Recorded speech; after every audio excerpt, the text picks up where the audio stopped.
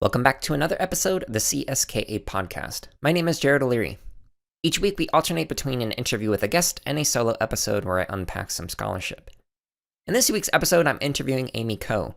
In our discussion, we talk about the importance of mentorship in education, learning what not to do with teaching, the positive results of being vulnerable, understanding and exploring the limitations and consequences of computer science, problemmatizing grades in education, practicing teaching through mental simulations, the importance of engaging in the CS community, and so much more. We do mention several interviews and resources and blog posts and stuff in this interview, so if you'd like a direct link to them, make sure you check out the show notes, which you can find by clicking the link in your app or by going to jaredoleary.com and clicking on podcasts.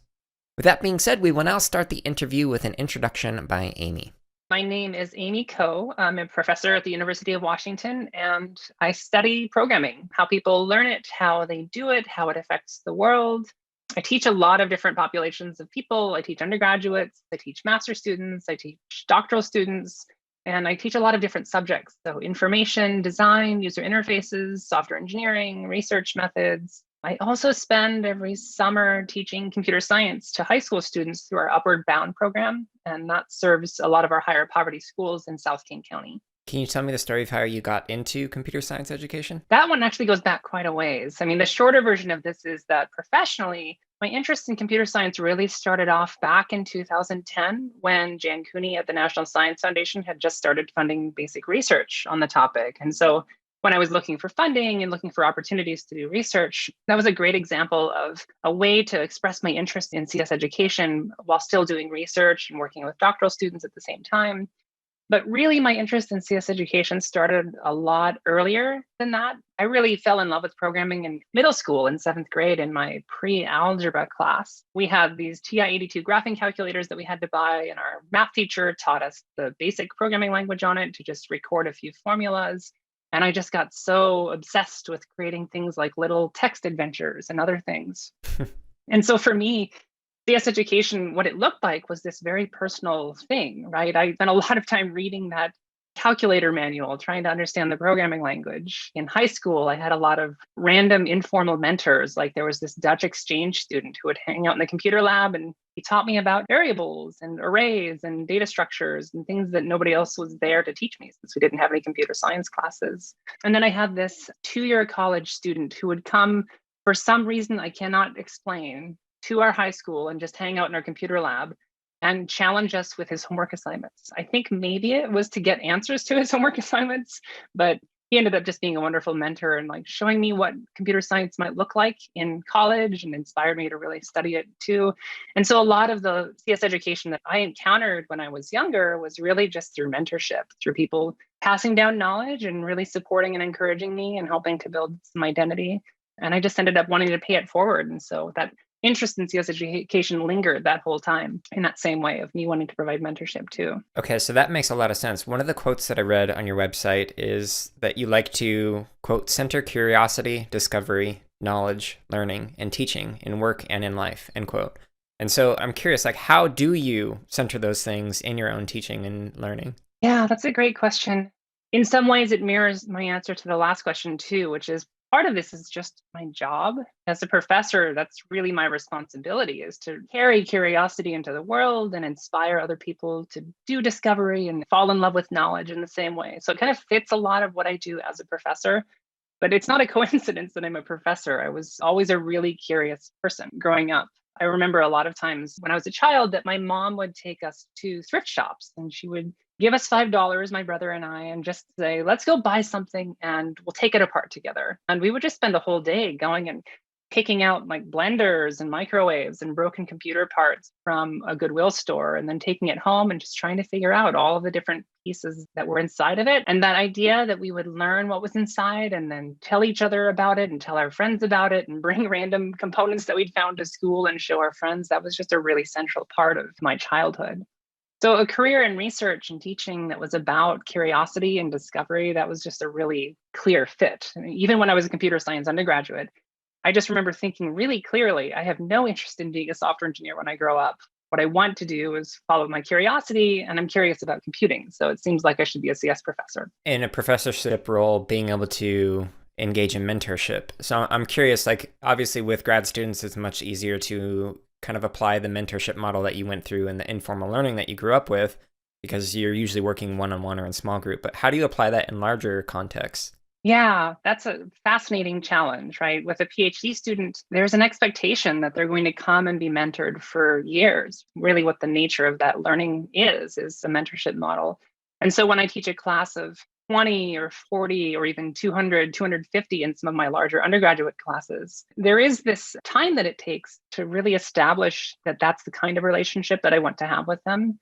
It takes a few weeks sometimes in a larger course for students to recognize that I actually am just a person that wants to talk with them, have conversations with them, chat about interesting ideas in office hours. And usually by week 3 or 4, they start to trickle into office hours and realize that I'm really just a safe resource for exploring their curiosities. Right. But it takes a month for them to not see me as some scary professor person that's there to destroy their academic career and give them a 0.0 in their class. It's just a big transition to make from one role to the next. Yeah, it's kind of a shame that that is the mindset going into some of these classes. I've had a lot of experiences in education where I've learned what not to do as an educator because they were just such bad experiences and it kind of sours the taste. And I just kind of happened to be able to make it through long enough to get through all my degrees and whatnot and become an educator. But many people don't. Yeah, and that's such a horrible story to have to tell about your experience in Right. college, right?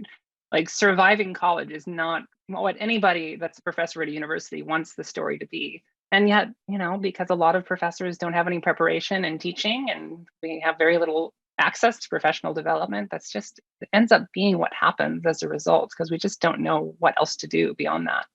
And it's actually been really empowering doing a lot of research in CS education and just recognizing this whole world of public K-12 education where teachers are prepared to be teachers and they have resources to continue their education and they're expected to improve over time. It's a really different set of values than in higher education. So it sounds like you've had some themes that have carried through from childhood into today, but I'm curious, how has your either teaching or life philosophy kind of changed over time? Yeah, that's very grounded in my childhood too. Sometimes I think of my first teaching role as being a sibling. I had a younger brother who was a year and a half younger than me, and I just loved showing him how to do things and patiently giving him feedback. Once we got old enough, he really despised the fact that I was always the one teaching him. He wanted to be teaching me too. We were so close in age. We just wanted some reciprocity. So a lot of that was kind of part of the nature of being in my family, was just being a teacher. And then the other piece of it was my mother was a 3rd grade and 5th grade teacher for my entire childhood. And so it wasn't just that I knew that she was a teacher, it was also just a random chance of history that our school district started 2 weeks after hers. So I spent most of my childhood, the first 2 weeks of her school year, in her classroom as her aide, just seeing what she was doing. And sometimes when I was younger, I was the younger kid in a 5th grade classroom, just trying to understand what was happening in this weird classroom. And then later, I was the older child. And there were a lot of ways that just me observing her as a teacher really shaped my idea of what teaching could be. And I remember this one particular thing that she did for several years, which was trying to create a sense of wonder around ideas and learning by just situating it in context. So she created this school-wide postal service where everybody in the school, all the students, including the students in her class, had a role to play. Sometimes they were delivering mail, sometimes they were processing it, sometimes they were verifying things like stamps. She had this whole currency system for people getting payments for fulfilling their roles. And I remember just seeing that and thinking, like, school's never been like this for me, but she just made it that way. I didn't even realize that you could create a learning context from scratch and just imagine something else. So I always carried that idea with me that learning can be a lot of things and it doesn't really have to be any particular thing for a group of people. It's something that a teacher really gets to invent for whoever it is that they're trying to connect with and teach. Obviously, when I went through my own school and college, I saw a lot of examples of that just bared no resemblance to that kind of courageous teaching that my mom did. But it sort of, like you said, it made me really aware of the things that I didn't like. And it made me aware of when some teacher was doing something that she was doing, really thinking consciously and intentionally around who is in this room with me? What do they need? How can I connect with them? How can I connect their identities to the ideas that I want to teach them and that they might want to know? I think that's what evolved over time was that my repertoire of bad examples, but also further role models around what teaching could be. By the time I became a professor in university, it just meant that I was much more confident that I wasn't going to do things the way that I'd seen and that I really wanted to just experiment, even if it meant failure. This may be a bit of projection on my own behalf, but reading through a lot of the content on your website, it seems like you are constantly engaging in reflection on your own teaching practices and learning from it. Yeah, I think that's true. And there's a lot of different things behind that. I mean, you can think about all of the ways that people are taught or learn to reflect. Probably early on, it was a lot of my parents just asking me a lot of questions about how I felt or what I thought about something that really promoted a lot of self-reflection. I was in a district that just had wonderful teachers. Like I learned right around the time I was graduating just how amazing some of the teachers were. We had so many teachers who were recognized by the Presidential Teaching Award and had gone to the White House. And it was just one of these schools that just was, this is what every school should be like, right? Teachers that are so engaged, so committed to their practice. And that's what I saw them doing, right? They would reflect in front of us all the time. They would teach something some way and then say, you know what, I really don't like how I did that. We're going to try that again tomorrow. Let's see if it works better. And they would involve us in that process of really trying to make sure that the learning we were doing together was something that was collectively working and not something that just worked for them or just worked for us. And then, there's lots of other sources of reflection too. Being in therapy a lot, for example, is really good practice for reflection. So again, by the time I became a teacher, it was really clear that good teaching is fueled by reflection. That's just the only central way that you can get a lot of feedback. And that's especially true for higher education teachers, because you don't necessarily have a whole team of other people who are there with you in your practice at the same time. You might be the only person teaching your subject in the whole school, and there's no context in which to share some of that professional learning together. Is that what led to writing some of the posts on the blog to try and connect with people who are outside of the buildings that you're working in?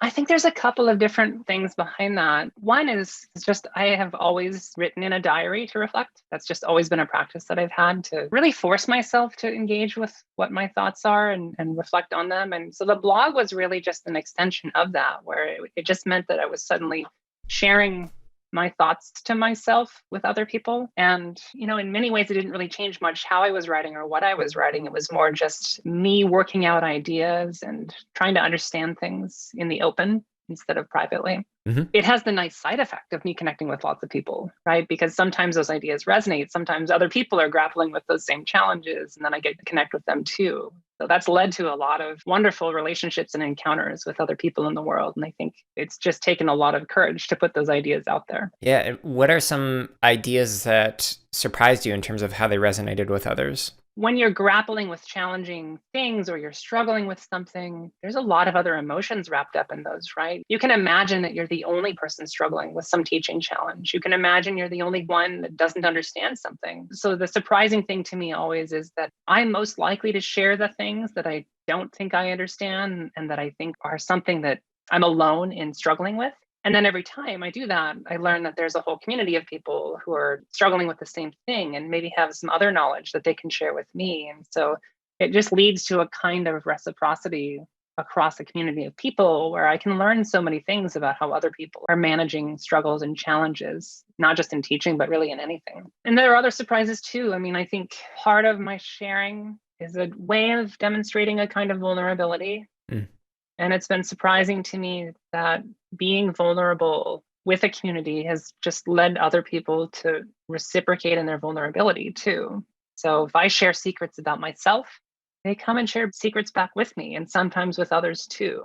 And I think that there's just an amazing way that can kind of build community in this really simple way, right? If you can muster the courage to say something that has the potential to lead to harm, it probably won't, and it'll probably open things up for other people too, and we can all sort of grow together instead of alone. Yeah, I like that. That really resonates with me. One of the things that I've been working on my own and through therapy and whatnot is being more unreserved and empty from a Buddhist perspective in terms of open to be filled and whatnot. So it has been interesting opening up and just sharing, here's how I'm honestly feeling, whether it's good or bad, and getting responses from people. And it allows for more points of connection. And that vulnerability has honestly been a good thing for some of the relationships that I've had. So that makes a lot of sense, what you just described. getting to that place of vulnerability can be challenging too, right? When I really think about how I got to a place where I was willing to share a lot of ideas, even just intellectual ideas or more personal experiences, half of it was things like protection of tenure, Right. where there wasn't necessarily going to be career consequence to me sharing my ideas. That's a really powerful kind of privilege that I have as a tenured professor. It's not that there are no consequences to sharing, right? If people don't like my ideas, I can harm my reputation. People can change their mind about my expertise. So there's certainly consequences. But then other parts of it too are kind of a desperation, like especially with a lot of the personal things that I've shared on my blog. Not sharing them for so long has just led to a lot of really pent up desire to share them. And me pushing out all of these personal stories is really just making up for a lifetime of hiding them from people. Yeah, one of the things that I've mentioned in the podcast multiple times is I was suicidal for almost a decade. Like most of my high school and undergrad career, it was one of those things that I didn't want people to know about and felt alone with. And when I started opening up about it, I was able to identify students who were suicidal, get them to get some support.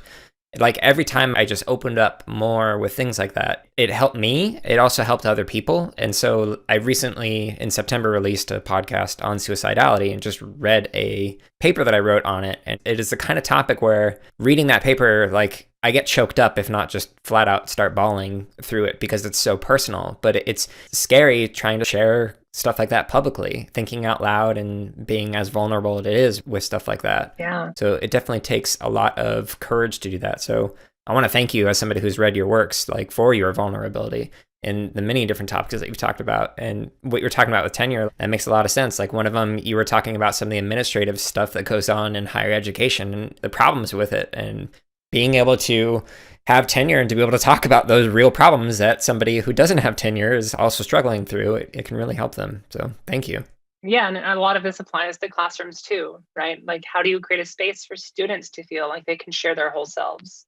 You can't do that for them. So, trying to think about that kind of reciprocity in teaching is really challenging. And I think one of the biggest things that I see many teachers struggling with, and that I've certainly struggled with myself, is we might see ourselves as an authority figure. Mm-hmm. And that's not a role that's really predisposed to vulnerability. You're fearful of not looking like you have enough expertise, not going to be open to vulnerability. And then how do students make space for themselves in that room? And so I think there's a lot of challenges here where even just teaching strictly technical topics really well sometimes requires that vulnerability so that there's room for students to make mistakes and for them to see that you don't know everything either and that there's an exchange happening rather than a transmission of knowledge. This question's intentionally broad, so feel free to take it in whatever direction that you want to go with. But what do you wish more people within the field discussed or were more vulnerable with? Yeah, it is a broad question. There's also a broad field too. Right. I think one of the things I learned most over the past 10 years of doing CS education stuff is that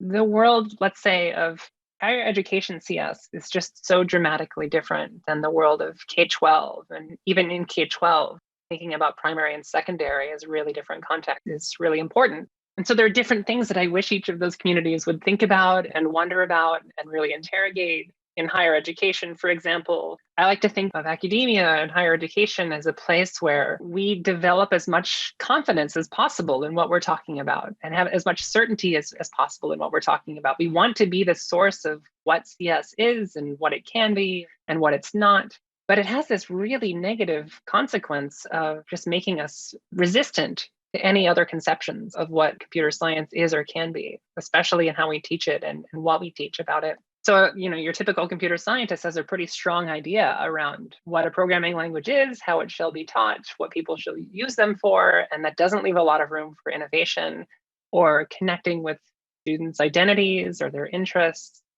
And that's really different than in secondary, for example, middle school and high school, where I think a lot of our CS teachers, many of them are coming from backgrounds either in computer science and they're bringing that same idea from higher education down into K-12, which is problematic for entirely different reasons, right? In middle school and high school, we want to inspire and cultivate and develop identity and not so much make people into the most amazing software engineers ever, right? That's just not what school is going to be for. There's not enough time for that. Other teachers who maybe don't come with any CS background, I think so much of their teaching is driven by that fear of lack of content knowledge. that it's just a really challenging space. And I think that bringing vulnerability into those situations, having people with computing backgrounds really recognize that CS teaching can and should be many things, especially in secondary, and that teachers without computing backgrounds, it's okay if the students are learning at the same time as you. And there's a lot of potential for shared learning in that too. And that just might mean that the kind of learning that's possible and which kinds of standards might be met just might vary depending on who's in the room and what kinds of learning the teacher's doing. And then primary, of course, is this whole different world. I just think of it as this wonderful wild west of possibility where there's just infinite ways that you might connect computing to other subjects. And in many ways, because standards don't have too much to say about how that might happen, I think that those teachers are the most free and recognize that freedom to just do whatever seems like an opportunity. So I'm most optimistic there about the kinds of teaching that might happen. Yeah, the K-8 space in particular was my favorite to work with because I didn't have to worry about AP tests. I didn't have to worry about like all these other things that were related to teaching in high school or undergrad or graduate level. And so there's a lot of creativity and fun in the K-8 realm in particular. Absolutely. So one of the themes that I noticed on your website was that you like helping youth and teachers understand some of the limitations of technology. So I'm curious, if there's a CS educator in the K-12 space who's listening right now, what limitations do you wish they knew about and taught? In some ways, there's really just one big one, and it's really a counter narrative to the dominant narrative about computing. The dominant narrative really is that computers are magic. That's kind of how we talk about them in the media. That's how we see them in movies and television. That's how companies market about them. And even when we're experiencing computers and using software, they certainly appear to be magic. If we can't imagine how they're working, it just looks like magic. And so I understand why we often come to this conclusion that they are magic. But that's a really problematic narrative in a CS education context because they aren't magic and we want to demystify that magic. And framing them as these infinitely powerful, authoritative things that can do no wrong is very problematic because it's one, not true, and two, it hides and masks all of these other ways in which they do go wrong. So at the simplest level, I think the thing that I want youth to understand and that I think teachers need to understand to help youth understand that is that software breaks all the time and it breaks, in all kinds of unexpected ways. And that if you ask any professional software engineer, tell me what's broken about your software, they would sit down and say, well, do you have a couple of hours? Because there's about 5,000 defects reported in our issue tracker, and I can't possibly summarize them for you here in one sentence. People engaged in creating software are intimately aware of just how often software is broken and how often it doesn't work and it's not magic and how hard won some of the basic functionality really was. But then it goes further than that, right? Like some of the ways in which software is broken, software engineers don't even see. And they're just really hard to notice unless you're paying very close attention to how software is situated in the world, which is not something that computer science has often paid attention to. Mm-hmm. So an example is I was just ranting about this on Twitter. I changed my name about 1.5 years ago. And one of the first things I did after I changed my name was to go onto the ACM Digital Library website and change my profile so that my new name would be reflected. ACM, unfortunately, hasn't yet fixed all of my publication names, but at least I could change my profile information so that people wouldn't stumble upon it and use my dead name, which is what transgender people use to refer to their old names.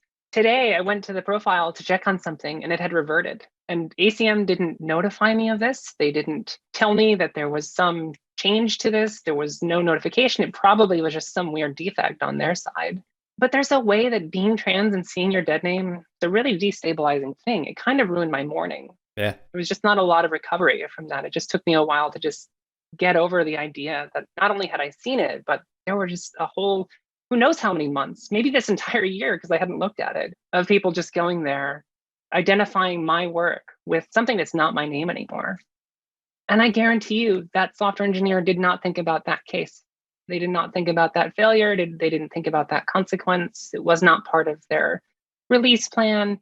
And even if they're aware of the defect now, I'm pretty sure that there's nothing in that issue tracker that describes that error, right, that says this is the consequence of that mistake. Who knows if they're even prioritizing it? Like how often is it that somebody changes their profile name? Probably a defect because they haven't really thought carefully about that use case. So, that's the deeper and more subtle kinds of ways in which software isn't magic. It's a tool we create that just ends up having all of these unintended consequences that we very rarely examine. And I think that youth are just so uniquely positioned to understand those unintended consequences because they live with them every day. They just haven't named them, right? They live with them in learning management systems. They live with them in social media. They learn with them in all of the ways that they interface with technology in their lives. And, they're just not connecting the harms they experience to the phrase computer science. So how do you recommend CS educators? This can be K-12, higher ed, whatever realm you're thinking of. How do you recommend they encourage CS students to think in more ethically responsive, inclusive, and equitable ways? Well, I'll start by putting on my researcher hat and just saying, we don't know yet. I think that's an open question. It's something we have to do research on. There's a lot of experimentation happening right now, I think, both on the part of researchers, but also teachers who are starting to engage issues of ethics and justice in computer science. And a lot of the things that seem to work pretty well are trying to start not from what a mathematician might do or a theoretical computer scientist might do, and starting from the kind of the first principles of computer science, but instead starting from really, really concrete things. Like, for example, we had a study where we brought a bunch of students in to learn about machine learning and just do some basic linear regressions around data. But rather than giving them a data set that was clean and perfect and well prepared for the kinds of learning we wanted them to do, we gave them a tool that said, go gather your data, your social media posts from Instagram or Facebook or whatever it is that you use.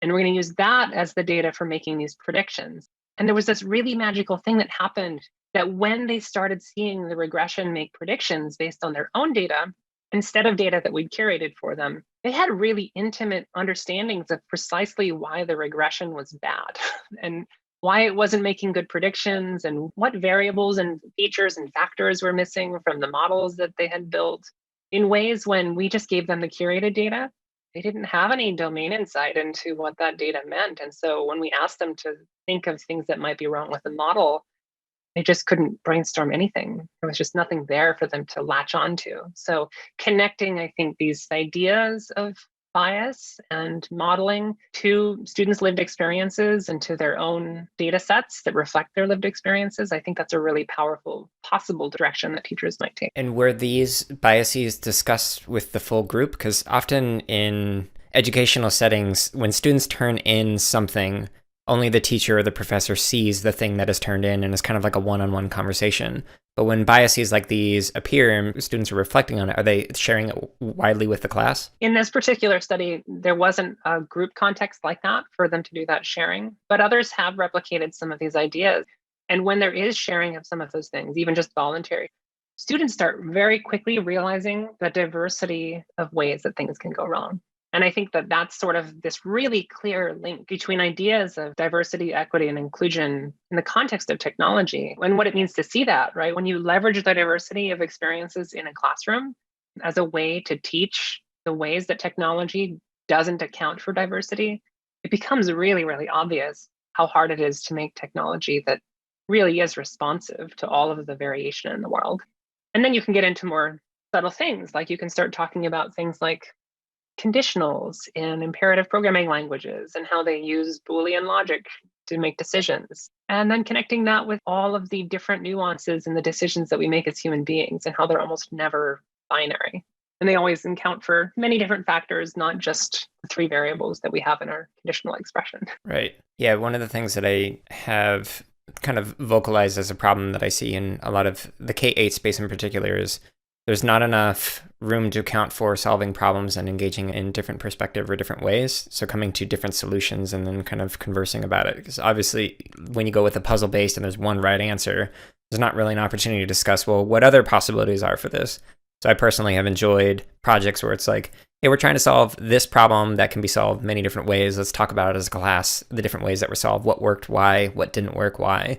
So like all my degrees are in music education, and coming from an outside perspective, like the field has been very open and welcoming to quote outsiders to learn the space. And it seems like it's a theme that I've recognized from day one is that they are seeking diverse perspectives within the field, whether as an educator, as a student, whatever. And I personally have appreciated that. Yeah, and I think that's a really subtle distinction to make there. We're getting better at making, but it's only something recent that's come up.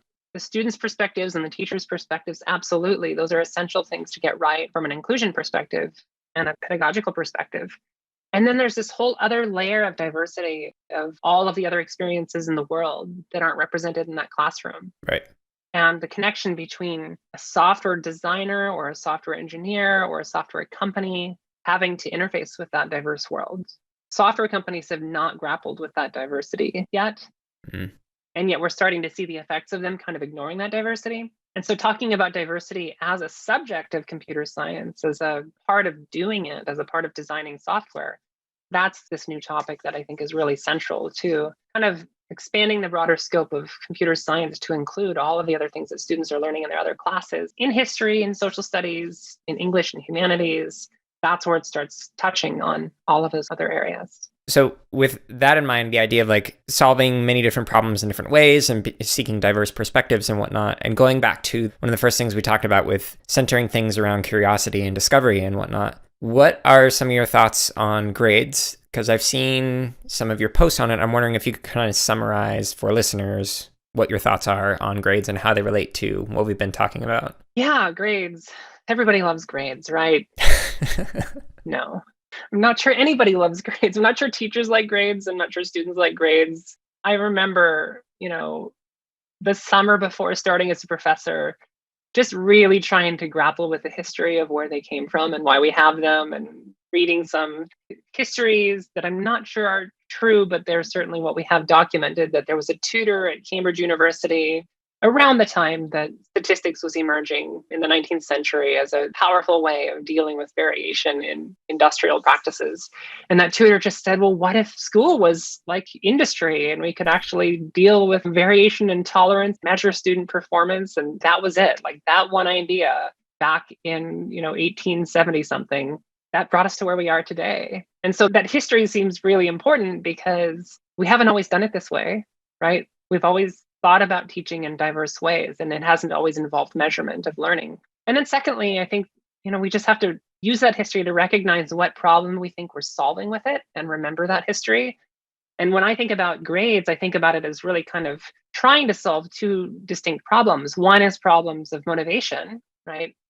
How do we help students that are not excited about learning some material to learn? Right. Grades are a blunt instrument to provide some extrinsic motivation. It's sort of a scary, though, and unjust kind of instrument. Think about what it means to say, I will give you this grade if you do this thing. It actually means the opposite, which is I'm going to punish you if you don't. Right. And what does that punishment mean? Taking away opportunity, taking away a sense of self-efficacy. I mean, there's just so many downsides to that kind of punishment model of summative assessment. And then the other problem that grades try to solve are a broader systemic thing, which is selection in society. How do we choose which people get which resources? And the idea that grades are for helping decide who gets into college, or decide who gets a job, or decide who gets some scholarship. To me, when you start talking about those issues, then you just have to get into things like, wait, why are we even deciding? Why doesn't everybody just get to go to college? Why doesn't everybody just have the resources they need to go to school? We've done that for K-12. Why are we not doing that for two-year colleges? Why are we not doing that for four-year colleges? At some level, you might draw the line and say, well, not everybody gets to have the job they want. Not everybody gets to work at Google. Not everybody gets to do some things. And you might have to have some other criteria too. Are grades the best measure for deciding which of those scarce resources people get and who doesn't get them? Not even sure they're the best measure for that too. If you know anything about psychometrics, you know that none of us are really grading all that carefully or well. And we really shouldn't be trusting many of those measurements for anything. So when you take all of those critiques of grades and you really just set aside that motivation to select, and you recognize the problem of motivating students, well, then just find better ways of motivating students. Find ways that are more positive and constructive and asset-based rather than punishment-based. And if you really have to help people select, we have other models for that. We can do letters of recommendation and portfolios, and we can do interviews. And there's a lot of things that work relatively well. They have their own caveats. But we sort of just discount them because we've just accepted that back in the 1870s, a tutor had an idea about statistics. It just seems like the wrong rationale for doing this practice. Yeah, one of the things that I know you've also read Kay Anders Ericsson's idea of deliberate practice and developing expertise and skill acquisition. When I was reading through those studies, it really resonated with me and really made me question grades because, okay, if we're going with the idea that in order to develop expertise, you have to put in a significant amount of deliberate practice on something. Okay, I totally buy into that as a musician. I had to put in tens of thousands of hours to become good at it. But if kids are able to go home and work on a computer, and some kids are able to go home and they don't have internet, they don't have a device, that's going to create a huge difference in the amount of time that they can spend in deliberate practice. So if I were to grade based off of quality or based off of like a curve or whatever, any approach I take, whoever is able to go home and engage with this more is going to learn at a faster pace than somebody who does not have access to the technology at home. And so putting a grade on quality, whatever, it becomes an ethical problem that I was just like, all right, if you are engaged in class and you are actively learning and trying to improve yourself, you get an A. If you are setting your own goals and whatever those steps are, whether it's smaller or larger than the people around you, doesn't matter, just as long as you are trying to learn. What recommendations would you give to other educators or have you taken in terms of your own approach to grades? Because we still got to assign them at some point. We do. And I speak from a privileged position as a tenured professor, where if I don't assign them or I just assign them to mean something that's what I want them to mean, really nothing's going to happen to me. If I don't assign them, something might happen to students. They might not sustain a scholarship. They might not be able to get into the graduate school that they want. So clearly within the system, I have to assign something. But what they mean can be something that I decide. An example would be in this last quarter, which we just wrapped up this past week. During this pandemic, it's just not been a time that I've wanted to create the kind of stress that comes with grades and summative assessments. And I just decided to remove that stress. So I just said, infinite resubmits, infinite regrades. Anytime you want feedback and you want to do better on an assignment, just let me know and I will regrade or my TA will regrade. And the result was, what should happen in most teaching and learning, which is that I just give a lot of feedback. Students practice a lot. They learn what they got wrong and what they got right. And they start isolating which aspects of their knowledge they want to improve. There's still that sort of incentive component built into the class because I'm giving a grade at the end of it. But it just meant that students were spending a lot more time engaging with the mistakes they'd made and the things they got right. And I was spending a lot more time just giving feedback. And that felt really good. I think the result was that 90% of the students in my class left with a 4.0. Nothing will happen. Somebody can accuse me of grade inflation and I will just tell them that, well, everybody learned a lot. They did the right thing. Right. One of the quotes on one of the posts that you did about grades is your goal for some to succeed and some to fail? Are you still operating with a belief that only some students are capable of learning what you're teaching, and grades are supposed to detect who those are? Or is your goal for everyone to learn? That quote, it totally resonated with me. That makes a lot of sense. I wish more people had the approach that you're outlining with the infinite resubmits and getting feedback and iterating on things and whatnot, because it models what we do outside of these formalized spaces. One of the quotes that a professor mentioned in passing was, what do we do with students who take 16 weeks to learn something in a 14-week course? They're able to develop complete understanding of this concept in 16 weeks, but we have to assign a grade at the end of the 14th week. So what happens with those students? And that just was like oh yeah, we can't just constrain learning into these predetermined slots of time and expect everyone to succeed within that. No, of course not. And I mean, it goes back to that experience I had in my pre-algebra class, learning basic on my Texas Instruments TIA-82 calculator. Had somebody told me that I only had 10 weeks to learn that programming language and to change that version of Tetris that I was trying to make run faster, I wouldn't have succeeded. It wouldn't have happened. Right? I didn't have a teacher to help me do it. I was doing it all on my own too. So it was just going to take a long time. I think I spent the entire summer just rereading that manual for the calculator just over and over and over again, tinkering with things and trying to make the game work better that I was trying to change. But all of the constraints that come with time and grades and other things, that's what would have broken that model. One more example of this. When I was in college, I took a required statistics for engineers course because at the time when I was there, our CS degree was in the College of Engineering and I had to take all of the engineering requirements. So stat, electrical fundamentals, physics, and all of these other random things that had nothing to do with computer science. But in the stats course, because they were teaching, 10,000 engineers a year, they didn't have enough stats faculty for that. They didn't have enough stats TAs for it. So they just did a mastery learning model. They had a sequence of lessons. You would read them. And then they just had like a pile of 20 versions of a quiz for every single one of those lessons. You just kept taking the quiz until you passed it, and not only passed it, but could explain why each answer that you gave was right to the TA. And once you demonstrated mastery on them, you were done with the course and you became a TA. And it just led to this really interesting, productive learning context of everybody's working hard to understand this material. The moment they do understand it, they can help others understand it. The pool of instructors grows over time. The people who take 2 weeks to master the material, they're done in 2 weeks and they can help out with others learning. And those that might take 10 weeks, it just might take 10 weeks, and that's okay.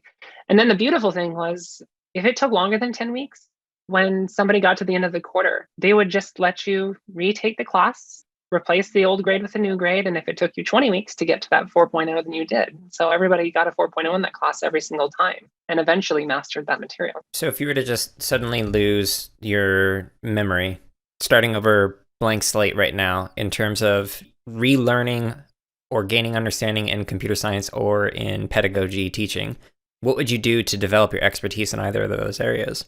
Oh, those are both really different areas. Right. Let's talk about programming first. I think that's a little simpler than teaching programming in CS. One of the things that made my deliberate practice work when I was in middle school was just the nature of a compiler. As poor as the feedback is that compilers give when a program is wrong, it is some feedback, and it's more feedback than other disciplines will give you. Like if you're in biology and you're trying to grow some culture, you're not going to get a lot of feedback from the petri dish about what you were doing wrong and why it didn't grow. You might need a teacher with some expertise to help guide you on that one. But when you make a syntax error or there's some logic error, there's a possibility of iterating with a compiler to get some insight around what went wrong. It's more often the case that we get so many things wrong when we're programming that we end up exhausting our motivation before we discover what went wrong. And we don't have enough confidence to persist in those things. So I view a lot of learning of programming really as the teacher's job is provide enough encouragement and support and strategies for helping somebody understand the feedback they're receiving, that they can continue down that inevitable path of making sense of how programs execute through the feedback that a compiler gives and sometimes supplementing it with a teacher. So if I was relearning programming and I had a teacher at my disposal, that's what I'd want to happen is give me a lot of interesting, exciting opportunities to make things, help me understand what I'm getting wrong, and the learning is going to happen. That's just going to be the automatic part. The trick is motivation and the trick is feedback. And those are the two pieces that are the hard and scarce resources to come by in programming. Teaching, of course, is an entirely different challenge. To be honest, as a higher education teacher, I think the only feedback I get about my teaching that's meaningful is the feedback I give myself. And that slows me down quite a bit. What I would love to have is people who are teaching my subjects in my classroom every single day, telling me what they liked and didn't like, and just helping me improve my practice really rapidly and continuously. But I never receive that. We have some peer teaching evaluations that happen once a year, but pretty quickly, if you're a committed teacher, you don't have any peers that can advance your practice. And so I'm usually the person as one of the senior people who has more teaching experience than my junior colleagues. And so it's me advancing their practice and not the other way around. Yeah, I haven't engaged in some discussions with administrators and have talked about how learning the content knowledge of CS is often easier than the pedagogy behind it. And the reason why is because you have more opportunities to learn and fail while working on the content knowledge. But with the pedagogy, there's only so many hours in the week where you're going to be able to work with somebody in terms of being able to practice teaching in small or large group settings. Oh, yeah.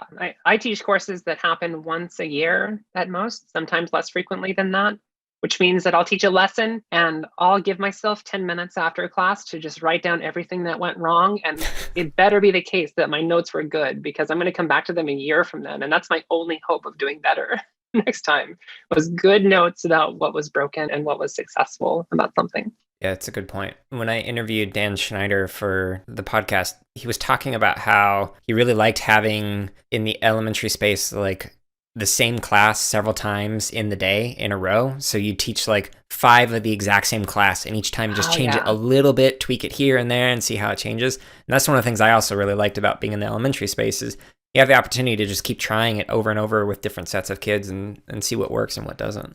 Yeah. The other thing I find myself doing to give myself more opportunities for practice is leveraging all of the prior teaching that I've done to just mentally simulate what I think is going to happen.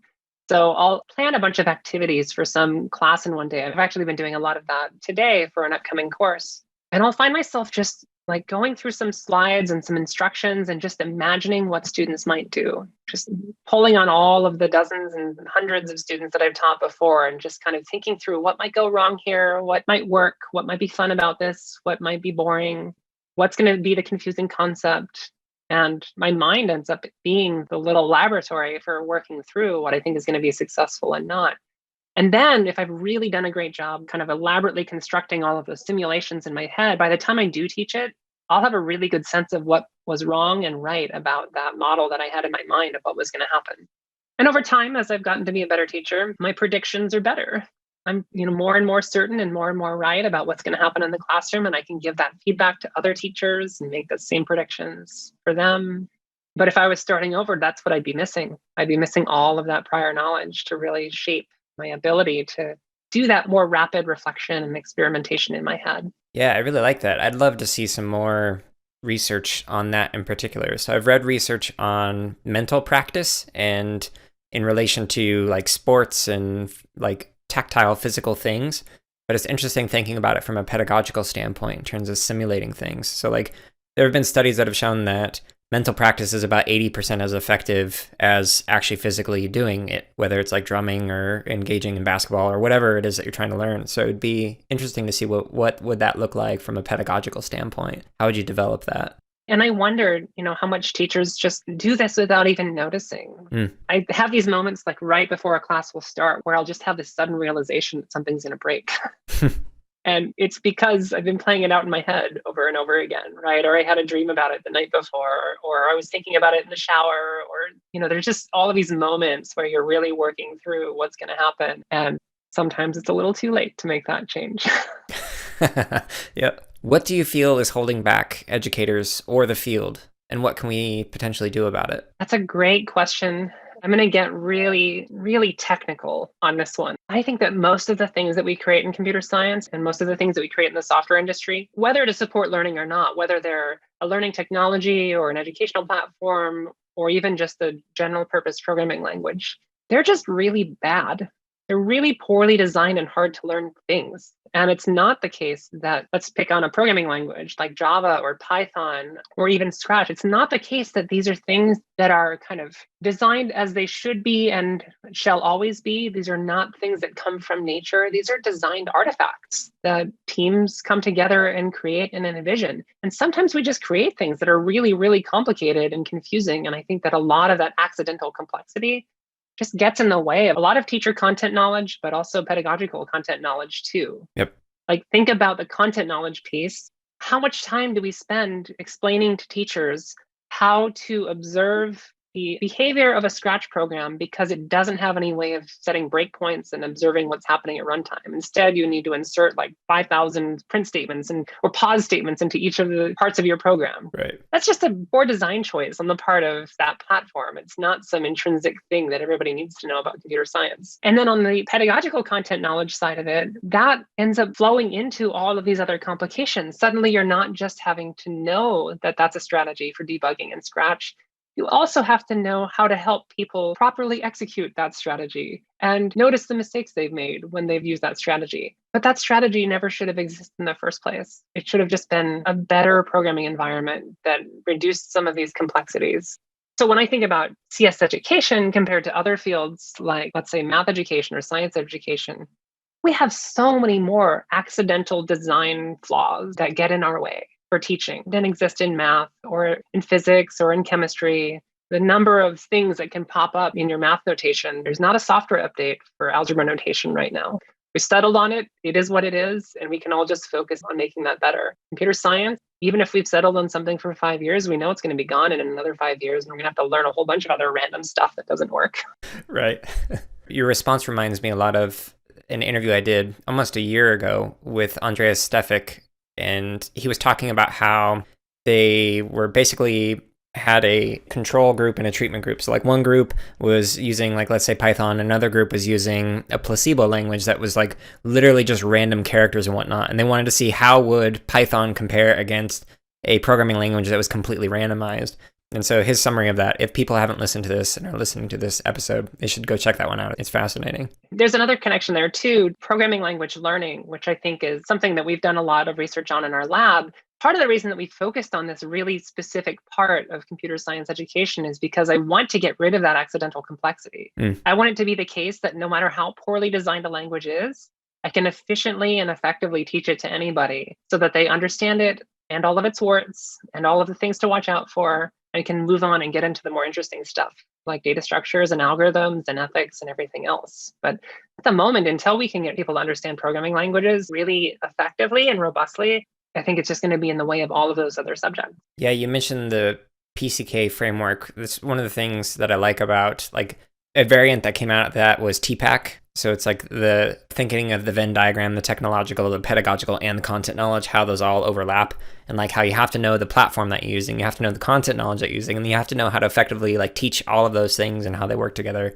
So if people haven't heard of that, I'll include a link to that in the show notes. TPAC is interesting, especially in relation to computer science, because it is certainly the case that we use technologies to teach computer science, and that computer science also involves some technologies itself. But it is also the technology that we use to create those technologies. And so it gets really entangled when we think about all of those different interactions between things. Yep. It is helpful for teachers to understand how computer science was used to create the technologies that they're using to do the teaching. So it's very circular.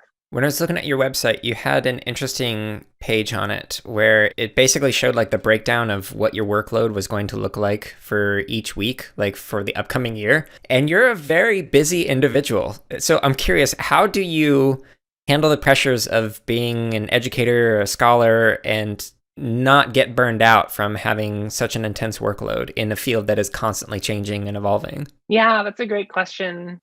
I want to start off just by recognizing that Paige and my busyness and my productivity, it's probably a huge source of imposter syndrome for a lot of people because they can't imagine how I get all of these things done and they're struggling too. So I just want to acknowledge that I struggle with it too. It's why I have so many practices for it to make it better. And I've been practicing the productivity piece of it for a long time. Way back when I was starting middle school, back in 6th grade, I mentioned that my mom was a grade school teacher too. She was the most organized person I knew. She had a lot of paper planners that she used for everything. She was very organized about her lesson and unit plans for school and for teaching. And since she was kind of my teacher role model growing up, I wanted a planner too. So really, really early on in middle school, I had a planner and to-do lists and a calendar, way overkill for the time, right? But it just meant that I had all of these practices that I was constantly cultivating. And I saw hers and she would ask me questions about it, like, is that working for you? Do you want to change anything about it?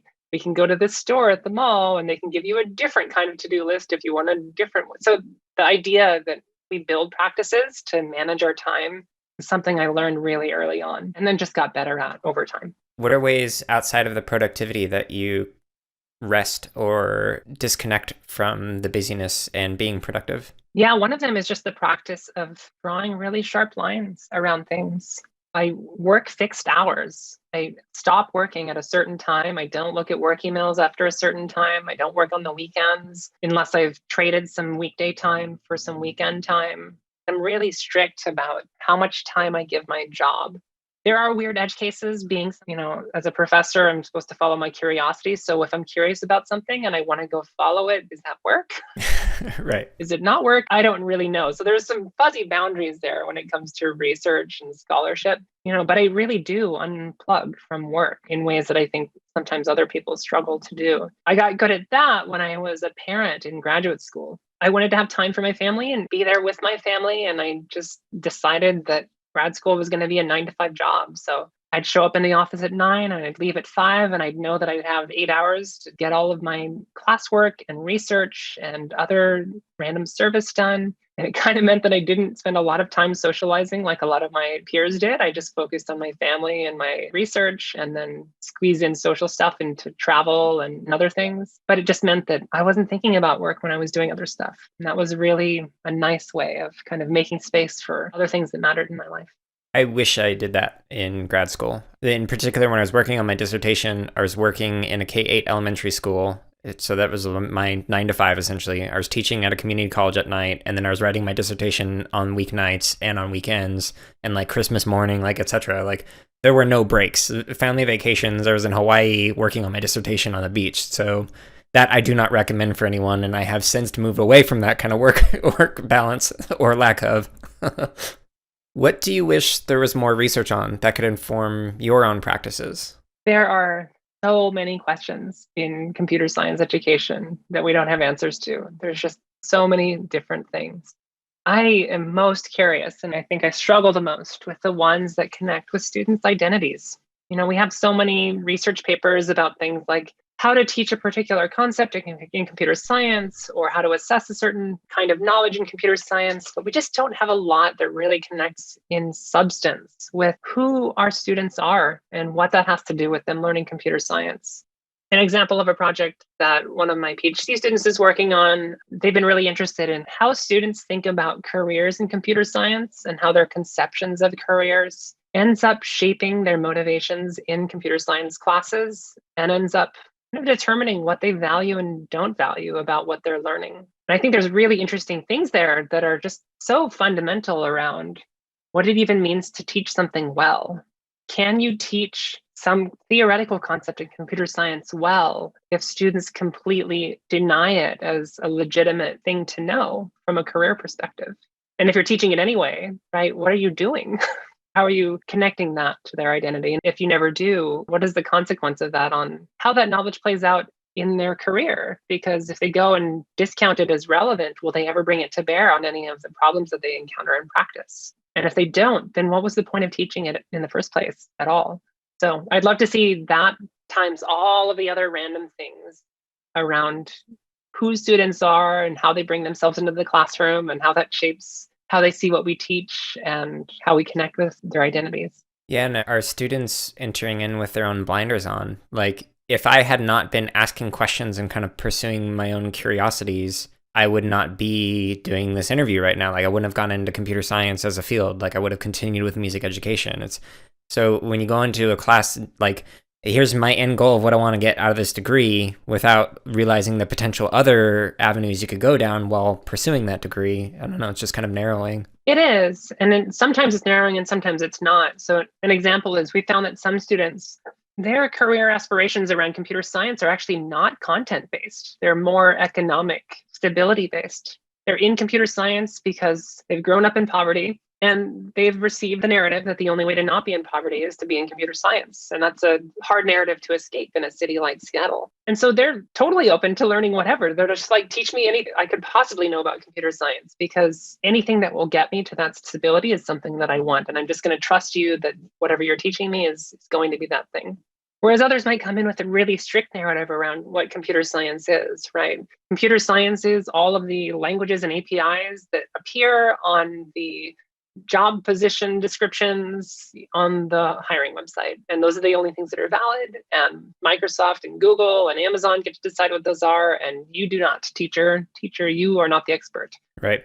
So those are really different ways of bringing those narratives into the classroom that dramatically change what kinds of teaching are possible. Yeah, no, that's a good point. And I like the 2 different examples you gave with that. Do you have any questions for myself or to the field at large? I am really curious. Let's imagine time is not a thing and we have all of the resources that we need. What do you want it to look like? I'm particularly curious around K-8, since you had lots of expertise in that space. What do you wish it looked like if we could just change the systems and the structures to be whatever we think the ideal would be? The late Sir Ken Robbins did like the TED Talk that a lot of people are familiar with, basically arguing that schools kills creativity. And that has something that I have felt as an individual. That is something I have engaged in as an educator and didn't realize it, and now reflect on it and go, I would have done that differently if I knew then what I know now. I wish education was, the formalized places and spaces that we went to was more about just being able to go on this journey of learning what is interesting to you and kind of engaging that in your own way. And there is a model called the Sudbury School where teachers are staff members, quote, and you are able to go in and say, I want to learn this today. There's a famous case of a kid who's like, I just want to learn how to fish, and spent 2 years just fishing. That's all they did. And then one day they came in and were like, I want to learn astrophysics. And so then they started exploring astrophysics. And to me, that sounds awesome. Like just creating a space where we can learn together, create cool things, and kind of have fun with that and explore.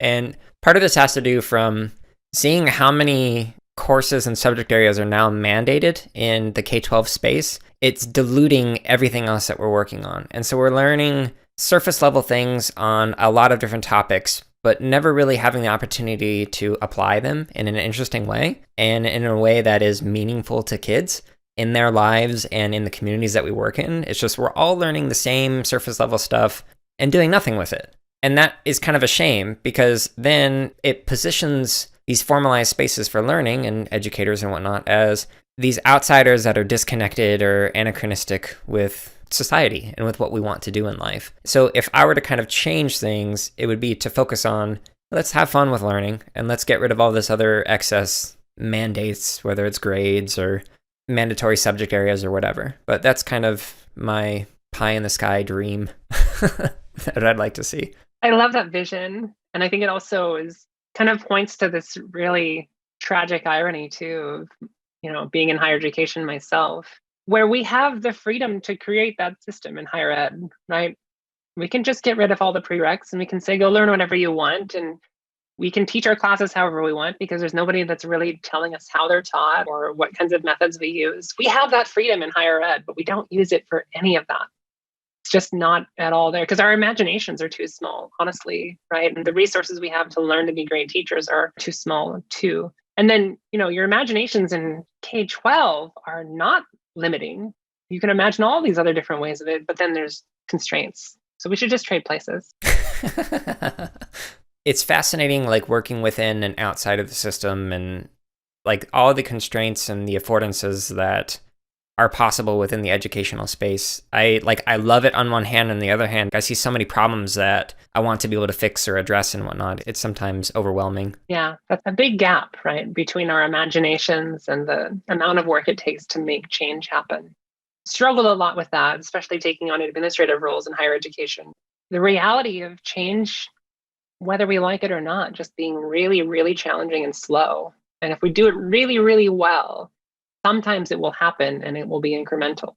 The really radical things are just very far out of reach sometimes. And often because people are overburdened and tired and exhausted and they can't handle that much change. Right. And can't even conceive of how it would work. Like when I have mentioned this with other people, they'll say, well, what about when somebody needs to know this subject area that they're no longer learning the surface level on? It's like, well, then they will have studied how to learn, so they'll be able to figure it out. Like college professors who are really good in a content area have had to learn pedagogy and whatnot. And that one class that they take on a Saturday before classes start is not enough to teach them everything they need to know to be a great college professor. So like they've had to learn that. There are many subject areas and disciplines where people are learning things outside of what they've been formally taught. And myself speaking, like only having taken 2 formalized classes in computer science, a lot of it was learning through online resources and learning through trial and error and whatnot. So it's something that I value and wish more people understood. And that basic idea that people just learn, I mean, that's the thing that just seems like the inescapable fact that we all have to grapple with. Right. Schools are a way of doing it. And teachers are a way of doing it, and learning technologies are a way of doing it. But if they were to all disappear, we would still learn. Right. We would probably just learn differently and learn different things less efficiently, depending on the circumstance and the person. It's not clear what that world would look like. And it's not clear that, industry would be happy with our ability to fuel it with students that know particular things. But people would still learn. Are there any questions that I haven't asked that you want to talk about? I guess there's questions about community too, and what it means to be in a field that's growing and vibrant, but also has a lot of work to do. Yeah, in what ways do you see the field as growing, but is being held back by the areas that it needs to improve? Yeah, there's a really long list of things to do. And I think a lot about when I entered the research field formally, and just meeting the community and recognizing the scope of educational reform that was really taking on and that a lot of researchers and teachers and educators had taken on. Only in hindsight has it become obvious that that mission was, a multi-decades mission. And so that's a long marathon. And so I think a lot about what it means for us to build community that's resilient for that long run, what it means to really celebrate the small wins and the medium-sized wins and the incremental progress that we make, and just, recognize that all of those things are good things, and then yet continue working with each other to make more of that happen. I think that those two things around like making long-term change happen, but having community that's really supportive of itself and of each other, that those two can't be separated from each other. You're not going to have change unless you have a community that's really committed to that support. And you won't have community if you don't have some vision for long-term change either.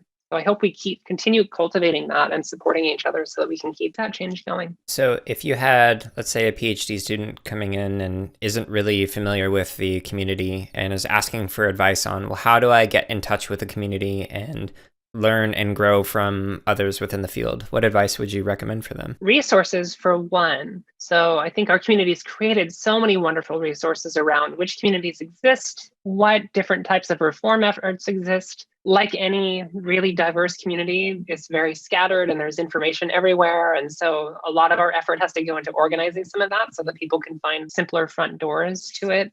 And so that's what I usually do is I point my students to those front doors and say, well, here's a place to start and a community to start with. And as long as I can get them plugged in on that first path, the community itself is going to pull people in and really introduce them to the broader structure and ecosystem and opportunities. It's really just that entry point that I think requires some bridging. So I've worked a lot on things like the computing education research FAQ that I maintain so that anybody that's entering the research part of CS education and say, oh, well, this is what the research is. This is the community. These are the people in it. These are some of the challenges that it's facing and the accomplishments that it's made. And it's something I wanted to have when I was entering research in the first place. Like, what does it look like? Who's in it and what's happening there? So I find a lot of students and even other faculty that read that FAQ, they leave with some broader systems level understanding of what's happening that they can then use to navigate which communities do I want to meet with, which conference do I want to go to, where might I find my interests best expressed and find some people with some common interests to meet.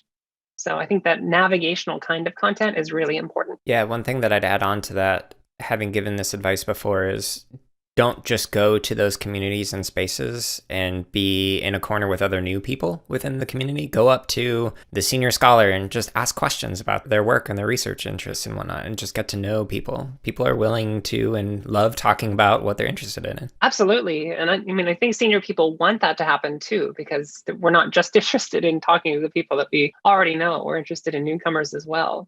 I was at a conference a couple of years ago and somebody had given a keynote. He was one of the people who'd really set some of the foundations for the field of software engineering. And he was sitting at a table by himself. Nobody was talking to him. And here's this person that had this multi-decades wealth of knowledge about the history of this entire field of which this conference is about. And not a single person wanted to have a conversation with him. And so I just sat down and introduced myself. And we talked for like 3 hours about just all of these arcs of history and everything that I could possibly want to know about software engineering. It just takes that little bit of courage to go and make that conversation happen. Yeah, it is a little bit scary, but like some really cool things can come from it. Like I've had presentations and publications come out of just those one-off conversations where somebody remembered that and they reached out to me sometimes years later. Hey, would you be interested in writing about that topic? Yeah, absolutely. It's always worth it. Where might people go to connect with you and the organizations that you work with? There are a lot of ways to connect with me. So people can always write me an email. I respond to them pretty quickly. You can find me on Twitter. I respond on Twitter pretty quickly. A lot of the communities that I work with end up having somewhat more private spaces like Slacks and Discords and other types of things. But a great way of connecting with those is to just connect with a person in that community like myself, and then we send you invites. So I think that that's the key thing, is to just be bold to reach out to people in the community. And I think more than many other communities I've been part of, especially research communities, the CS education community is a place that just wants to grow, wants new people, wants new perspectives. So I've never found anybody that's nastily rejected somebody for saying, hi, I'm new. Can you show me around? Right. And with that, that concludes this week's episode of the CSK8 podcast. I really hope you enjoyed this interview. I record these intros and outros after the fact, and so it was great going back and listening to this interview again with Amy. If you also enjoyed it, please consider sharing it with somebody else, as there's some great information and wisdom imparted by Amy. Thank you so much for listening to this episode. Stay tuned next week for another Unpacking Scholarship episode, and 2 weeks from now for another interview. I hope you're having a wonderful week and are staying safe.